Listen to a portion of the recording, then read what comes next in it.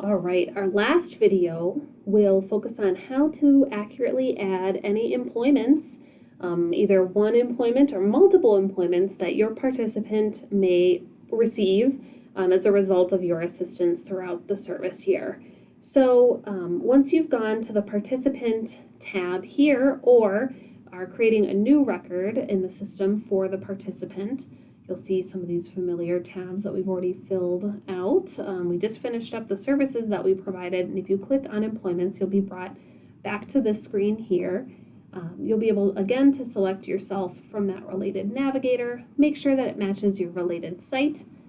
You'll make sure to indicate that correct participant ID number and that their first and last initial are the same. Make sure all of this is the same. Once you've saved it one time for that participant record, it should be the same, but always just double check that before you keep moving forward. And then in this third section on this employments tab here, you'll be able to go and add new employments just right through this kind of handy chart right here. So you'll click on this first box here and you'll indicate that the person's employed. And from there you'll want to find out what type of employment it was. Anything that's paid, we like to count as employment. If it's volunteer related, we would not be recording volunteer efforts in QuickBase. We would be recording them through our volunteer mobilization reporting. So again, just follow the prompts on the screen. If it's full-time, part-time, if it's temporary or seasonal full-time or part-time employment. Maybe it's a paid internship, AmeriCorps service, or a practicum, depending upon the participant you're working with and the site that you're serving at. But for our demonstration purposes, let's pretend this person got a full-time job. And then from here, we'd be able to indicate the position title. Let's say that they're a custodian at Mystic Lake Casino. And they are going to start, or they started work on Monday, the 21st of October. Very cool. We don't need to fill out end date until we're doing a retention check. And let's say they worked at that job for 3 months and it wasn't right for them, and so they quit. You'd be able to fill an end date out there, or they got terminated. That's what you'll be filling out when you do those retention calls with your participants. But when we first record our employment information, we wouldn't be filling that out unless we know it's a seasonal or a temporary and they do have a contract end date already indicated. It would be okay to do that there. You'll indicate the exact hours per week. So let's say this person is going to be doing 40 and they make $16 an hour. We would answer if they have health benefits provided. We'll just say yes, they do. And then we'll get to this column on the chart that says living wage, and it'll say see instructions above. And here they are. They're already right there, just right for you. So to find out if this participant's earning a living wage, use the living wage calculator based on the county that the participant resides in and the number of dependents that the participant has. So you should know their number of dependents based on those demographic questions that you asked at the beginning in your first meeting together when you filled out that intro form.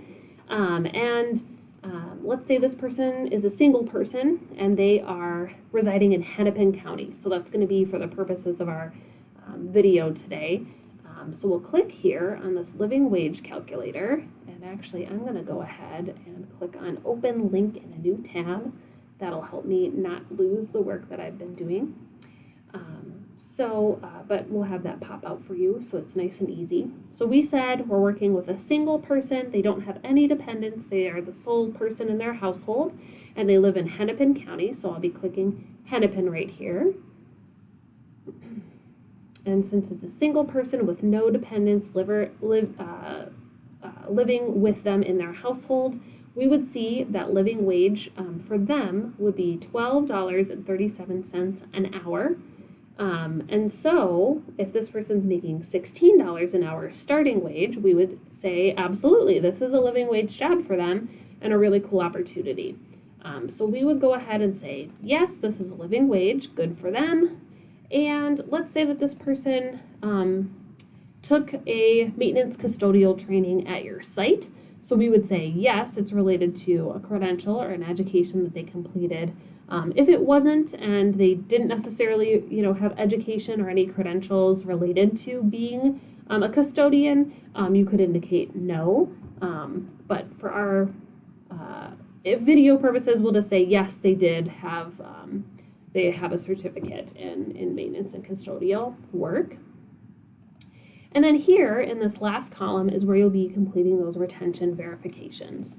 So you'll be able to just do a check in 30 days from October 31st. You'll mark your calendar and you'll connect with this person via their preferred method of communication. So maybe you indicated that was text, or maybe it was email, or maybe they prefer a phone call. Totally up to them. But on that 30 days, you'll mark your calendar and you'll put down that you need to contact them to verify that they indeed are still working at Mystic Lake. If you have another person at your organization who actually makes those phone calls or follows up, sometimes our organizations have people who do that retention as part of their sole job at the site, then it would be your responsibility to follow up with that staff person or look in your own site's database to make sure that they have had that retention verification completed, and then indicate if they do still have that job or not. So it might require a little bit of sleuthing on your part to find out if they're still employed, but that's where we would record this here. So you should be checking in and just marking your own calendar based on these kind of different dates to check if they're still employed. We want to find out things like if they do still have that job, how they're liking that job, if they need any other assistance, if they've advanced in their job or gotten a raise. Lots of jobs, would be giving people raises based on strong performance even within the first couple of months. So it really depends, but that's where you would indicate it, just right here, that you've completed those checks. And then that's it. So that's the easy way to do it there. You'd click Save and Close for that person, and then you probably won't be working with them quite as often outside of connecting with them for those retention verifications and just doing some of those check-ins. If you want to do it outside of the participants table, you can also click on employments just up here, and we'll leave this page for now since that was kind of a pretend situation.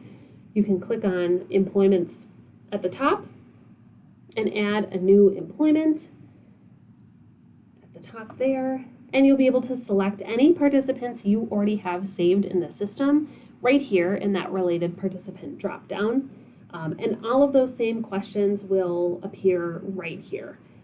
So again, that employment type, the position title, what organization it's with, the start date, the hours per week, the hourly wage, if health benefits are provided, and there will be a thing here too to indicate if it's living wage or not. And then if let's say this participant gets more than one job, that happens sometimes, or they start a job and get a promotion within the next couple of months, you're actually able to go back in and indicate that maybe they've increased or decreased their hours per week, or that their hourly wage has increased. So that's really a cool little feature that this has too.